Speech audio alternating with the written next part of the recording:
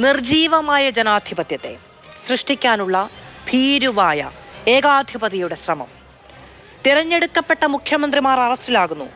Fascist സർക്കാർ അതിന് സാധ്യമായ ഏറ്റവും വലിയ കുഴിയിലേക്ക്, ആഴത്തിലേക്ക് കൂപ്പുകുത്തിയിരിക്കുന്നു.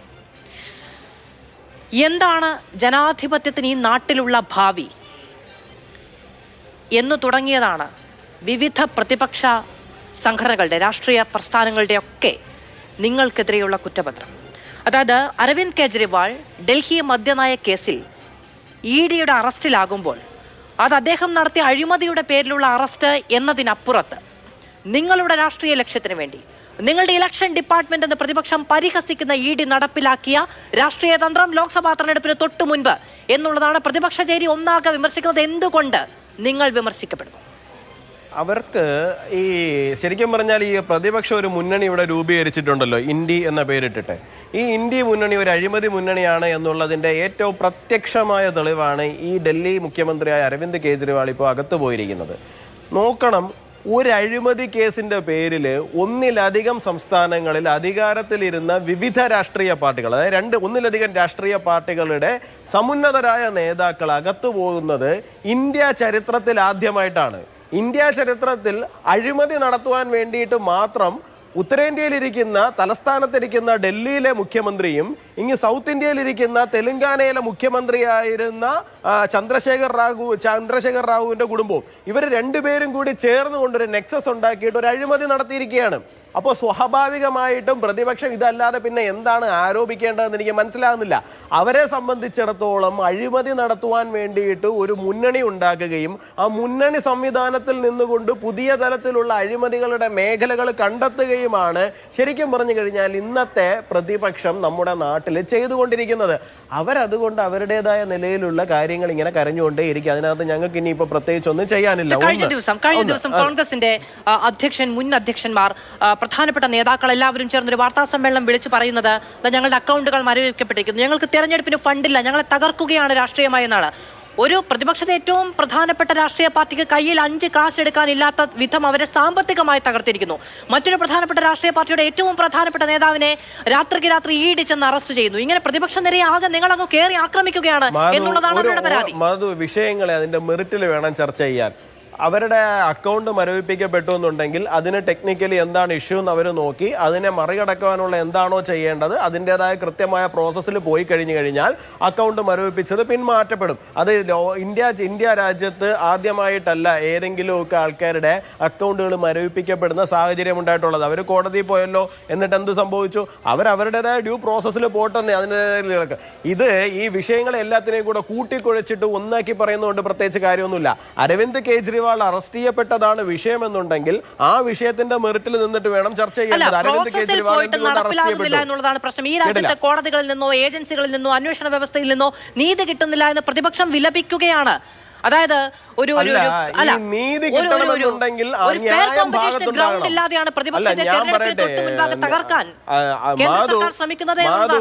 ഏതെങ്കിലും രാഷ്ട്രീയ പാർട്ടിയോടോ രാഷ്ട്രീയ പാർട്ടിയുടെ നേതാക്കളോടോ നീതി കൊടുക്കാൻ വേണ്ടിയിട്ടല്ല നമ്മൾ രാജ്യം ഭരിക്കുന്നതും ഒരു രാജ്യത്തെ സംവിധാനം നിലനിൽക്കുന്നതും.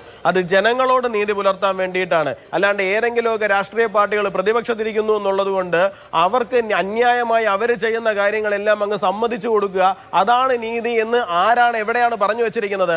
അവരോട് അഴിമതി കാണിക്കുന്നത് നിർത്താൻ പറയുന്നേ. ഇവിടെ അരവിന്ദ് കെജ്രിവാൾ അറസ്റ്റ് ചെയ്യപ്പെട്ടിരിക്കുന്നത് ഒരു അഴിമതി കേസിലാണ്. അത് ഞങ്ങൾ മാത്രമല്ലല്ലോ പറയുന്നത്. അരവിന്ദ് കെജ്രിവാളിന്റെ ഗുരുവായ അണ്ണാ ഹസാരെ ഇന്ന് എന്താണ് മാധ്യമങ്ങളുടെ മുമ്പിൽ പറഞ്ഞത്? അരവിന്ദ് കെജ്രിവാൾ സ്വയം കുഴിച്ച കുഴിയിലാണ് ഇറങ്ങിയെന്നാണ് പറഞ്ഞത്. അയാൾ സ്വയം കൃതാനർത്ഥമാണ്, അയാളുടെ കർമ്മത്തിന്റെ ഫലമാണ് അയാൾക്ക് ഇന്ന് ലഭിച്ചിരിക്കുന്നത്. നിയമം അതിന്റെ വഴിക്ക് പോകട്ടെ എന്നാണ് അരവിന്ദ് കെജ്രിവാളിന്റെ ഗുരുവായ അണ്ണാ ഹസാരെ എന്ന് പറഞ്ഞിരിക്കുന്നത്. അത് മാത്രമേ ഞങ്ങൾക്കും പറയാനുള്ളൂ. അരവിന്ദ് കെജ്രിവാൾ സ്വയം കുഴിച്ചൊരു കുഴിയാണ്, അഴിമതിയുടെ കുഴിയാണ്. അതിനകത്ത് അദ്ദേഹം ഇറങ്ങിയിട്ട് കാലം കുറയായി.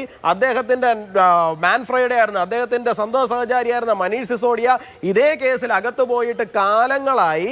ഇതേവരെ അദ്ദേഹത്തിന് ജാമ്യം പോലും ലഭിച്ചിട്ടില്ല. കാരണം അദ്ദേഹത്തിനെതിരെയുള്ള തെളിവുകൾ അത്രയും സ്ട്രോങ് ആയതുകൊണ്ടാണ്. നമുക്കറിയാമല്ലോ, ഇന്ത്യ രാജ്യത്ത് ഒരു പൊളിറ്റിക്കൽ പാർട്ടിയുടെ സമുന്നതനായ നേതാവ്, അതും ഉപമുഖ്യമന്ത്രിയായിട്ടുള്ള ഒരാൾ, അദ്ദേഹത്തെ പോലെ ഒരാൾ ജയിലിൽ പോയി കഴിഞ്ഞാൽ ഈ പറയുന്ന ആരോപിക്കപ്പെട്ടിരിക്കുന്ന ചാർജസ് വീക്കാണെന്നുണ്ടെങ്കിൽ ഒരാഴ്ചയോ രണ്ടാഴ്ചയോ കൊണ്ട് ഇറങ്ങി വരുന്നത് നമ്മൾ എത്രയോ കണ്ടതാണ്.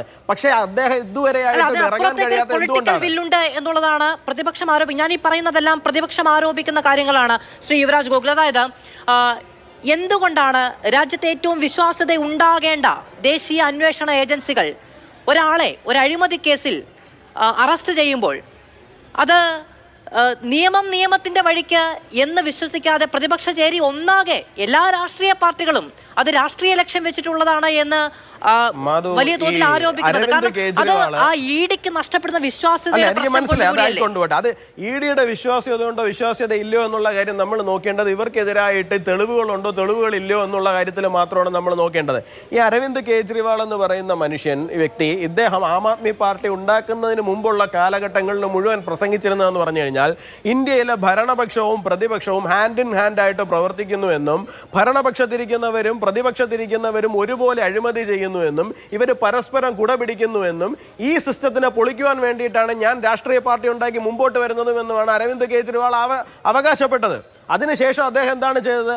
അദ്ദേഹം ആർക്കൊക്കെ എതിരെയാണോ അദ്ദേഹം സംസാരിച്ചത് അവരുടെ ഒക്കെ ഒപ്പം പോയി അദ്ദേഹം ചേരുകയും മുന്നണി ഉണ്ടാക്കുകയും ചെയ്തു. നമ്മുടെ ഈ ഡിസ്കഷൻ തുടങ്ങുന്നതിന് മുമ്പ് നിങ്ങൾ പ്ലേ ചെയ്തൊരു വീഡിയോ ഉണ്ടല്ലോ, അതിനകത്ത് അരവിന്ദ് കെജ്രിവാളിന്റെ പ്രസംഗം എന്താണ്? അദ്ദേഹം പ്രതിപക്ഷ ചേരിയിലെ നേതാക്കളെ ഒന്നൊന്നായിട്ട് പേരെണ്ണി അദ്ദേഹം പറയുകയാണ്, നിങ്ങൾ അറസ്റ്റ് ചെയ്യപ്പെടും, നിങ്ങൾ അറസ്റ്റ് ചെയ്യപ്പെടും, നിങ്ങൾ അറസ്റ്റ് ചെയ്യപ്പെടും, നമ്മളെല്ലാവരും പ്രശ്നത്തിലാണ് എന്നുള്ള കാര്യത്തിൽ. 10 വർഷങ്ങൾക്ക് കൊണ്ട് അരവിന്ദ് കെജ്രിവാൾ എന്ന് പറയുന്ന ഒരു മനുഷ്യന്, ഒരു രാഷ്ട്രീയക്കാരൻ, ഒരു സോഷ്യൽ ആക്ടിവിസ്റ്റിൽ നിന്നും ഒരു പൊളിറ്റിക്കൽ ലീഡറായി മാറിയപ്പോൾ അദ്ദേഹത്തിനുണ്ടായ പരിവർത്തനം എന്താണെന്നുള്ളത് ഈ തലമുറയിൽ തന്നെ നമ്മൾ കണ്ടുകൊണ്ടിരിക്കുന്ന കാര്യമാണ്. ഇത് പഴയൊരു തലമുറ നമ്മളോട് പറഞ്ഞു തരുന്ന കാര്യമല്ല. നമ്മൾ നമ്മുടെ കണ്ണിന്റെ മുൻപിൽ അദ്ദേഹത്തിന്റെ ട്രാൻസ്ഫോർമേഷൻ എങ്ങനെയാണ് എന്നുള്ള കാര്യം നമ്മൾ കണ്ടുകൊണ്ടിരിക്കുന്നതാണ്. അരവിന്ദ് കെജ്രിവാൾ തന്നെയാണ് പറഞ്ഞത് ഇവിടെ പ്രതിപക്ഷവും ഭരണപക്ഷവും ഹാൻഡ് ഇൻ ഹാൻഡ് പ്രവർത്തിക്കണം. പരാമർശമുണ്ട് എന്നാണ് ഇഡി മുന്നേറ്റുവെക്കുന്ന ഏറ്റവും വലിയ വാദം എന്ന് പറയുന്നത്. കുറ്റപത്രത്തിൽ അദ്ദേഹത്തിനെതിരെ പരാമർശമുണ്ട് എന്നുള്ളതാണ് ഇഡി കോടതിയിൽ പറയുന്ന ഒരു കാര്യം എന്ന് പറയുന്നത്. അദ്ദേഹത്തിനെതിരായ കുറ്റങ്ങളൊന്നും തെളിയിക്കപ്പെട്ടിട്ടില്ല, അദ്ദേഹം അറസ്റ്റ് ചെയ്യപ്പെട്ടിരിക്കുന്നു എന്നുള്ളതാണ് ഒരു വസ്തുതയായിട്ട് നമ്മുടെ മുന്നിൽ നിൽക്കുന്നത്. 10 വർഷം കൊണ്ട് അദ്ദേഹത്തിനുണ്ടായ വാക്കുകളിലെ മാറ്റം മാത്രമല്ല, എല്ലാ രാഷ്ട്രീയ പാർട്ടികളുടെയും ഈ പറയുന്ന നയരൂപീകരണത്തിലും നയത്തിലും പെരുമാറ്റത്തിലും ഒക്കെ മാറ്റം ഉണ്ടാകും. അത് മാത്രമല്ല, അദ്ദേഹം 10 വർഷം കൊണ്ട് ഇന്ത്യയിൽ 2 സംസ്ഥാനങ്ങൾ ഭരിക്കുന്ന ഒരു പാർട്ടിയുടെ വലിയ നേതാവായ ആം ആദ്മി പോലെ എവിടെ നിന്നുമല്ലാതെ പൊട്ടിമുളച്ചുണ്ടായ ഒരു പാർട്ടി ഇത്രയും വലിയ സ്ഥാനത്തേക്ക് വന്നപ്പോൾ അതിനെതിരെ രാഷ്ട്രീയമായ കാര്യനോക്കമുണ്ട് എന്നുള്ളതാണ് ആം ആദ്മി പാർട്ടി പറയുന്നത്. അത് നിങ്ങളുടെ ഭാഷയിലല്ല എന്നത് മാത്രം. ശരി യുവരാജ്, ഓക്കെ, ഒരു മിനിറ്റ്.